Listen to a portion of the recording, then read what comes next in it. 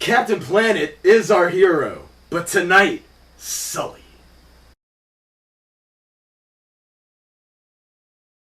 What's happening, y'all? This is the Final Call Movie Review Show. I'm your homeboy J-Dub. And I'm Mason. And tonight we are reviewing Sully, the new movie Tom Hanks starring as Captain Chesley Sully Sullenberger, telling the true retelling, or the true story of the... it's not used... It didn't feel right to almost say...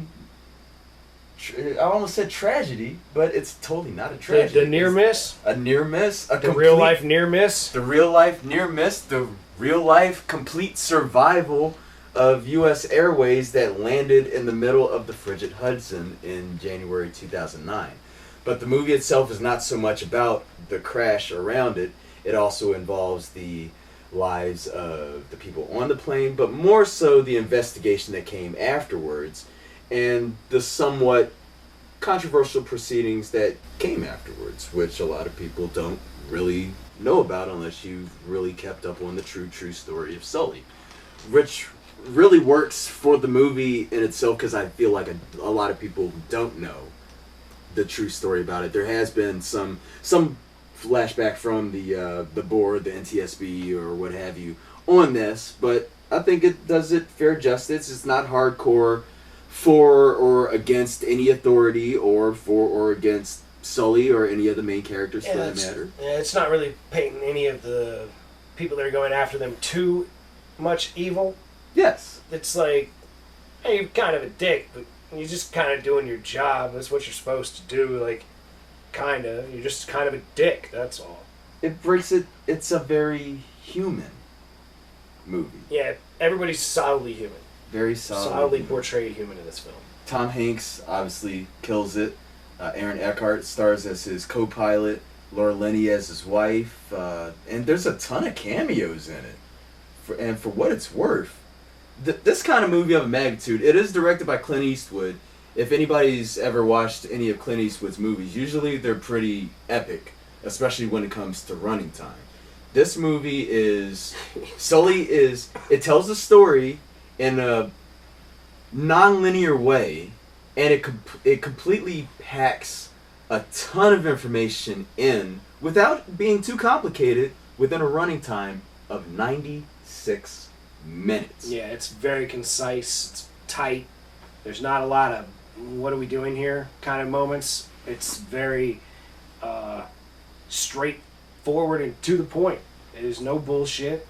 There's a lot of sequences with planes falling out of the sky or whatever. Really horrific stuff.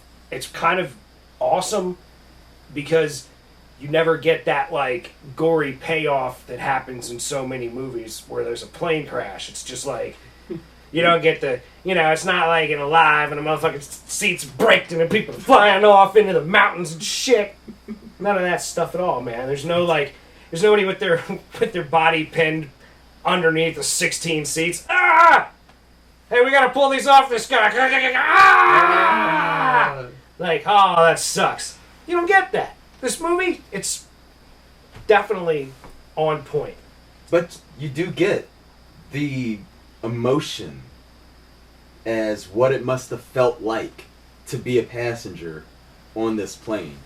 So that being said, if you have a fear of flying, I don't suggest running out and seeing this movie right away. It's not one they should show on the plane. It's not one that they should show near an airplane whatsoever. It shouldn't be on a plane at all. I wouldn't feel comfortable watching that in the DVD of a backseat like headrest, man. It would be kind of funny though to be the guy on the plane with it on your iPad, just playing it for yourself, while everybody else is sitting there like, yeah. No worries, they all make it. What the world? Yeah, everything's fine. It's fine. I mean, they only got a couple 1,000 feet in the air, if that. Well, we're like 20,000 now. We'd be doomed. No worries. So, on a scale from 1 to 100, what would you give this film?